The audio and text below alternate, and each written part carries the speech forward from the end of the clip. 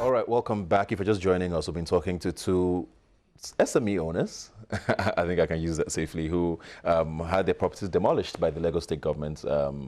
Let me say allegedly, since we haven't heard any word from government yet. But I mean, okay, you say you've heard from government. What exactly did they say? They put out a press statement yesterday, and it's now in the newspapers. Okay. And it's very focused on that they served the owner a notice before they demolished. Basically.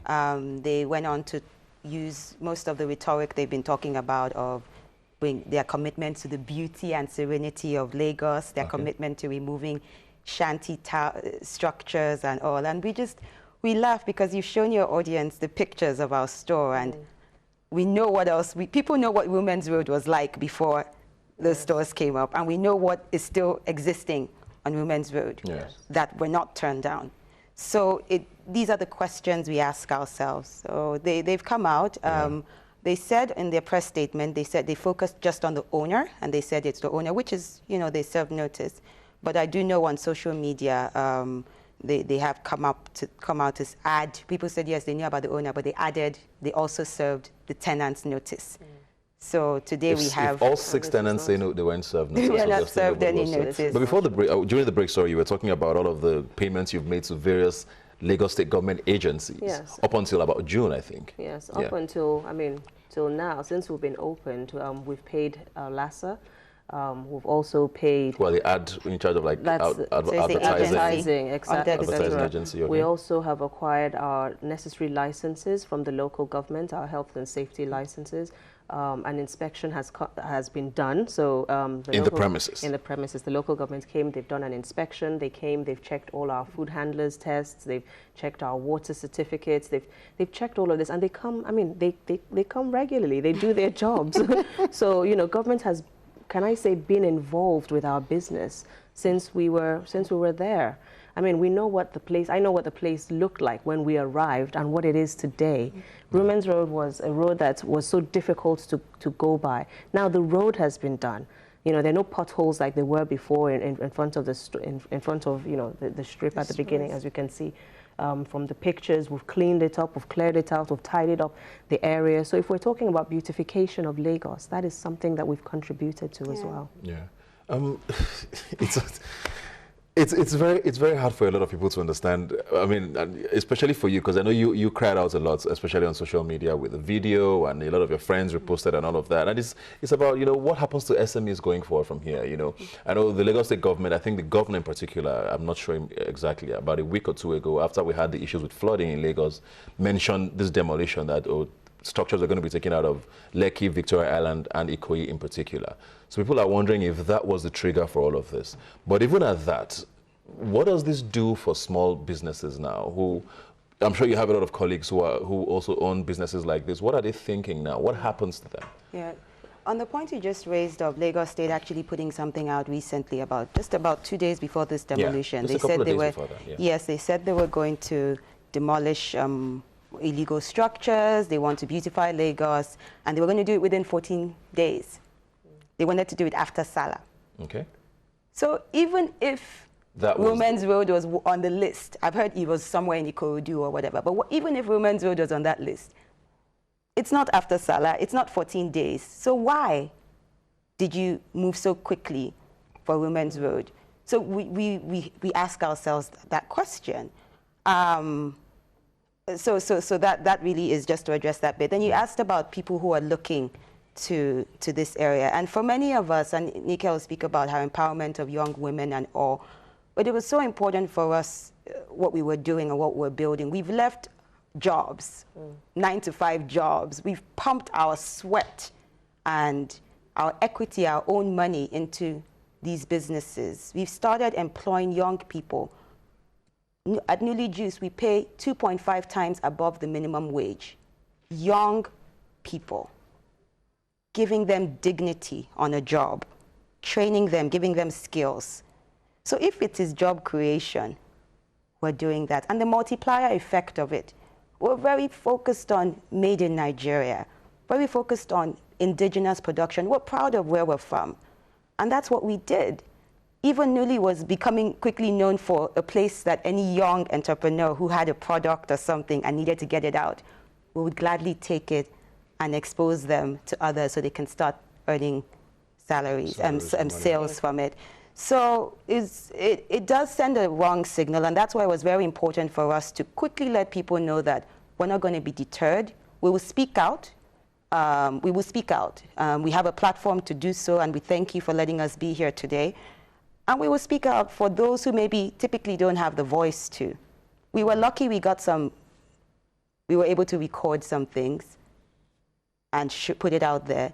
But we have to draw attention to this, because if you're a government that is talking about jobs creation, they had just announced 2 days before that we were in a recession. The IMF said we were going to go by 1.8%. In the negative. In the negative. So how do you then go to businesses that are still thriving and investing? Nika and I were talking earlier about, it's not just about the jobs we create, it's the multiplier effect. It's the carpenter I would call to say, please, though, this thing has broken down. It's the plumber that we were calling almost every other day to say, Mr. Ido, we'll come and fix this thing. It's that. And some of them are still calling me, Madam, please, that money you said. And I'm like, please. Not the last 2 days have been traumatic. So that is what we need to think about, and the consequences of this. And very quickly, I'll touch on the consequence, because I'm at a position that, I've been investing in private equity and all of that. And I'm at a position that there's a lot of interest in, wow, this is an indigenous company that looks so global. Yes. I have been so focused on building a proudly Nigerian brand that can stand anywhere in the world and be proud. So people were interested in investing. So I was thinking about what the structure should be. Okay, I need to start going to all my contacts around the world and saying it's the time to invest in Nigeria. And then this act, I don't even know what to say for my business strategy, because I would have had the section of business environment and talked about how the government is focused on youth creation, focused on agricultural value chains, focused. Now that's all gone, because they would look at me and say, okay, what government? What government is focused on that? The conditions are bad. If they could come in a blink of an eye and shut you down, not just shut you down. They didn't seal me. They crushed us in a blink of an eye. Yeah. So, Nika, you've run your business for how long now? I've been running my business for 9 years now. For 9 years now. Yes. Have you seen anything like this, first of all? I've never seen anything like this. I've never seen anything like this. What are some of the, up until this point now, people always wonder, because this show is mostly targeted at younger people who want to, do things like this. What are some of the things you have noticed? Is this a pattern, even if it has never been this bad? Has there been a pattern where you've noticed that maybe government has been the issue, or, laws have impeded, whatever it is you want to do with your business? To be honest, starting a business in this country, everybody knows how difficult it is. And when you do take that plunge, the amount of people that say, congratulations, well done, you did it, you took a chance. It's almost like it's an impossible thing, but you were able to break through that glass. So, people know how difficult it is, how challenging it is. There's always an issue. If it's not the power, the water, the generator, there's always something every day, and we're constantly firefighting. Now, what we don't want is a situation where we're also constantly firefighting with the government. People say almost like we're almost an island where we're doing a lot of these things by ourselves. We know what is happening now with the cost of our produce. When you go to the market, everything has doubled. So things are really difficult for Nigerians, for businesses, etc. So it's not the time to be crushing people even further. How low must we go? Yeah. We really are trying to make a difference. What we do, Ada spoke briefly about the empowerment of women. I'm very much for training ladies, especially young ladies, to learn a skill. So we do that all the time. We have a training school as well in Lekki Phase 1. I was telling a story about one of my staff who started with me 5 years ago as a cleaner. And she just came, she was looking for a job. I said, okay, fine, just start cleaning and mopping and washing. And from then on, she moved herself, she learned, she was dedicated, we trained her, she was empowered. She became an assistant to the bakers. She became the head of the baking department. She led a team of 7 people. Wow. Now, she left us 2 months ago. She got married and she's gone on to start up her own business. So she's also going to train other people, create more jobs, etc. And we're really happy about these sorts of stories. Yeah.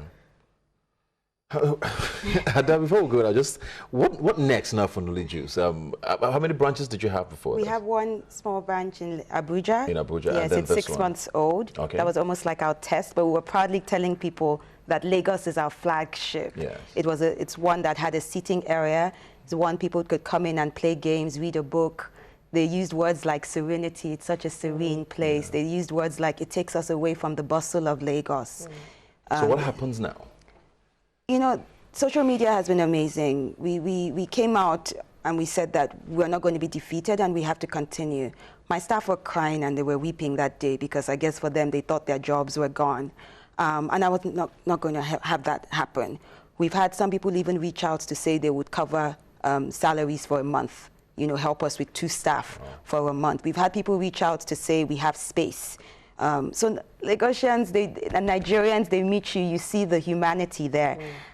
So it's so sad when you think about what happened, that even if it's the law and they tell us it's the law that caused this, even the law has a human face. You know, we have to think about that. So we're hoping that very quickly we can find a way to work with our landlord, work with the government, work with the Nigerian people to get up and running again in whatever way possible. But we have to continue. We have to show that this is the essence of our nation. Without small businesses who make up over about 39% of our economy, our GDP, we have to support. And it's the only way we can grow at a time like this. Yeah, Nikki, of course, this is not the end of Nuts About Cakes, is it? This is not the end of Nuts About Cakes. I mean, that's why we're here today. You know, we need to speak out. We need to shed light on it. We need to pave a path forward. We're going to constantly be looking at a way to rebuild ourselves, because we can't just sit down. This sort of thing can't happen and then you go and sit down and cry and then do nothing about it. I'm glad that I'm actually a voice for other people that this must have happened to as well, and maybe they haven't had the opportunity to speak up about it and to move themselves forward. So we really are going to move forward. Are you looking at legal action, taking legal action? No. We've discussed it, not yet. We don't believe we need to at this time because, like we said, even if this thing was legal, illegal, whatever, we're looking more at, it's just the way it was carried out. This is wrong and it just needs to be addressed because it's sending a signal to the rest of the world, to Nigerians, to the young people who are looking up to trying to do entrepreneurship. Many people said, oh my gosh, isn't it ironic that Mark Zuckerberg was here just the day before and they put it everywhere, encouraging small businesses, and then we have this. So, you know. Yeah, you said no, regardless of how it turns out? Well, I think right now we're still sort of caught in the crossfire. Yes. We don't fully understand what happened. Till today, I can't tell you why the structures were demolished. And this is you know, a few days after, and we still have no sort of letter that has said, you know, this was an acknowledgement copy or this was what was sent to you, etc. So we still don't even know why. Are there stories that there were stories about the landlord being in the bad books of somebody in government? Is that true? Have you heard anything like that? There's been a lot of things going around back and forth. There are all sorts of conspiracy theories. we can't really comment on that, to be honest, because we can't, you know, we don't know. Really. Do you get a sense that this is a one-off or this is going to happen a lot more in Lagos? We just heard about Elegushi, that they brought down some duplexes, residential, though. Yesterday. Yesterday, yes. So it's another thing that you say, wow. But I think for us is that this was a recession. This is a time that we really should be thinking, yes, it may be the law, you're going by the book, but at times you can take a step back and say, hey, let's work at this. It should be a win-win, you know? So before we're going to I know it's probably too early to be asking this, but are there any lessons you probably learned from this? I know it's probably still a time when you're still going through your emotions and trying to understand exactly what happened, but just very quickly, maybe in one word, what have you learned from all of this, if any at all? I mean, I have many words, to be honest. You know, I think obviously a lot of people have also said, you know, be diligent, go and find out. But you know, you trust what your landlord tells you after you've paid rent, after you have a contract, after you have, you know, this is what we will do and this is what you will do. So you know, there's only so many questions you can ask. I guess my word is tenacity. Tenacity. That's a good word. That's a very good. And you've shown a lot of that, both of you. Thank you very much, Nikki. Thank you very much, Ada, for being here today. We're rooting for both of you. Thank you. And for all the other 4 businesses who also brought, and of course all SMEs in Nigeria who continue to thrive in spite of government. Thanks for being here today. Thank you. Thank you very much. We'll take a quick break now and be right back. Please stay with us. 'cause now it is my time.